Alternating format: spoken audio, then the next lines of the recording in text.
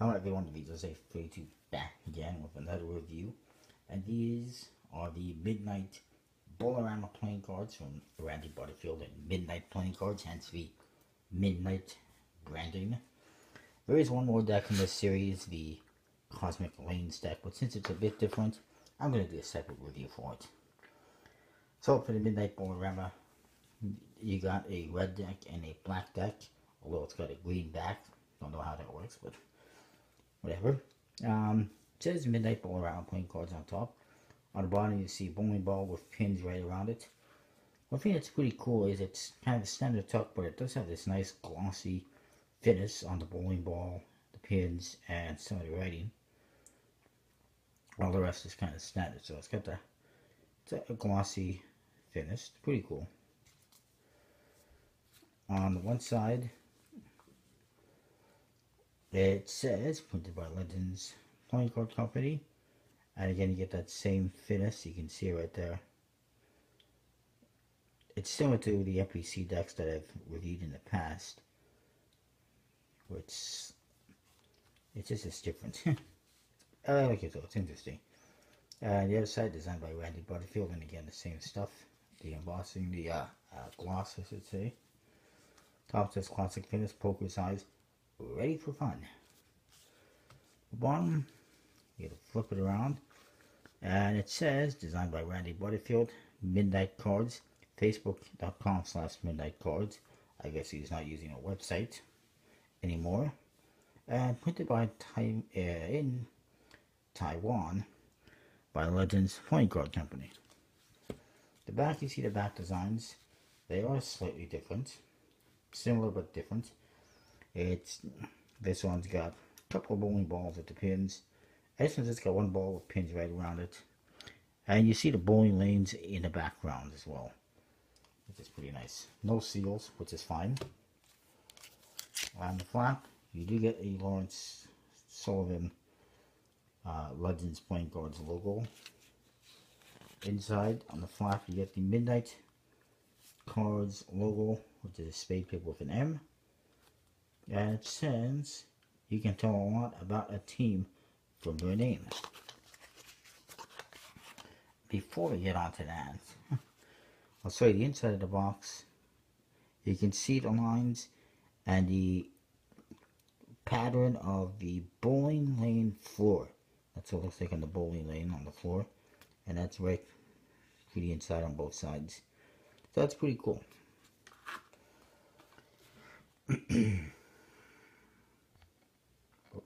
So let's get to the cards. First of all, the Jokers. It's rolling the ball, and he's wearing blue and gold. It says Joker in black. And there is a name on his shirt. I think it says Dwayne, but I'm not entirely sure. The other one, same thing, except it's in red and gold. And the name on this one, I believe it's Kevin, but I can't really tell. The Ace of Spades, spade tip with some pins in it. There's Midnight Bowl-A-Rama playing cards on the bottom. And you see the bowling alley, bowling lane artwork on the cards. And it actually says on the top, Bowling and Midnight Oil. What you'll find is on every number card in Ace, there is different like team names, and it is funny. We'll look at some of those. The court cards have a bunch of different players, teams, and names. This one is Wit. You can see they kind of got a classic court card look, but modernized. Cindy on this one. Chris. You can see different colors from suit to suit as well. And this one is Artie. So spades and clubs have green backgrounds, and I'm not even in the picture. I apologize. I don't know what. And hearts and diamonds have an orange background, as you can see. And we'll get on with that. This one is violet. And here you go, Wayne. And you can see each one also has a different color, different style outfit as well, which I think is pretty cool.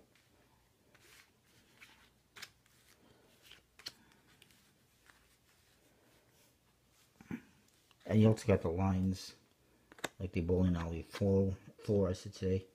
The bowling lane floor, just like on the other cards. Move on to court cards. You got Ernie.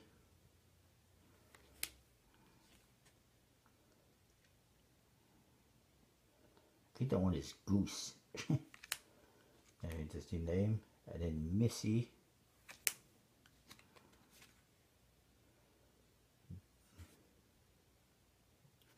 Donnie. And Susan. And Norm. The number cards, they got the pips lined up in a bowling pin formation. And as you can see, there's different names. Like this one, there's split personalities. This one, we don't give a split. It's right in the center. My Spare Lady. Pin Diesel. You know, etc., etc. Pretty cool. As you can see, they all got different orientations for the pips. Even from number to number. See, here's a 6 and here's a 6. They're different. Which might be a little bit confusing, but it's fine, I guess. And again, for the 4s.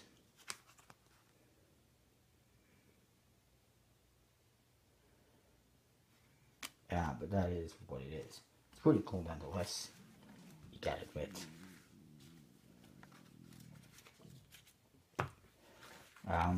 Look at the other one quickly. There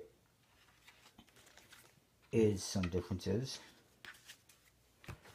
Oh yes, in the back design I should show you that. Really nice, pretty thin borders, nice red colors, red pin, or red ball I should say. And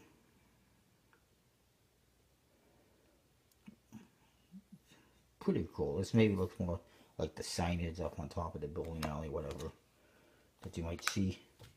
Whereas this one you can actually see the bowling lanes in the background.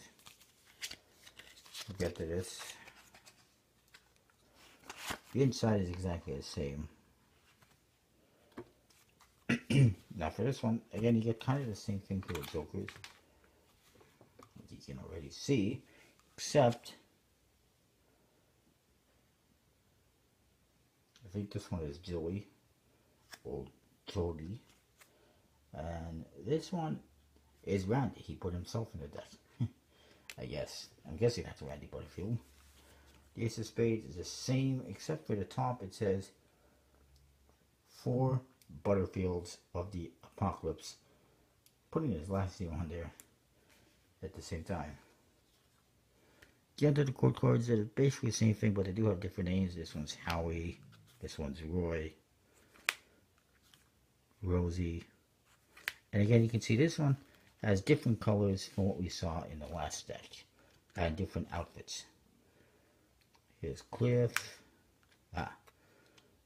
Aaron, and you can see different outfits. So he made the court cards different, not just different names, but different outfits, similar colors. Joyce, Walter, Woody, Alice, Pete. If you want to see the court cards a little bit better, if I'm going too fast, you just pause and rewind.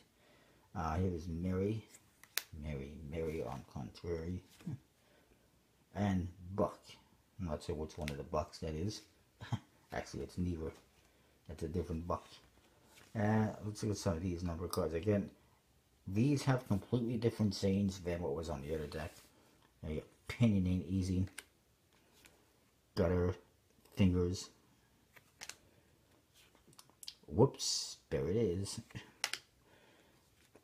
Fresh Prince of Bowl-A-Rama, and those are just some of my favorites. The Misfits, Spare Chains, just they're different from one deck to the other, which is a nice touch.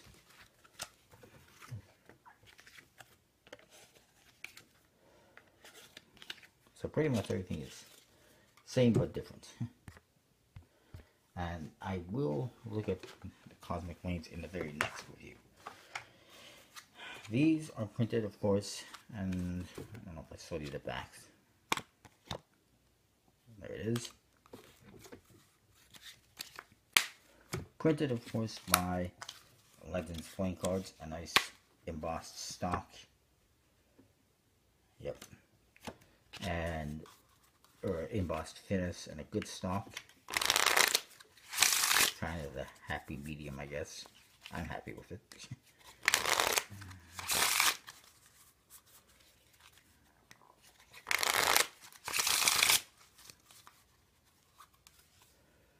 The handle good. So far so good. So as far as the artwork is concerned, the theme, I like it. I really like it. I think it's fun. It's different. It's refreshing. It's not steampunk or skulls or something we've seen a million times. So I'm going to give it 4 1/4 out of 5 for the artwork.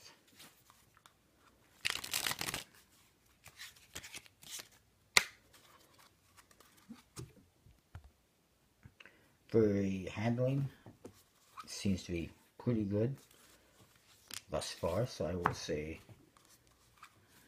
4 1/4 out of 5 for this one. For usability, yeah, it's a little bit odd, but the code cards are fairly standard looking, even though they're completely custom, and the number cards are easy enough to read. So can it be used for magical cards? Sure. Probably not the best deck, but it can be used, so I will say 4 out of 5.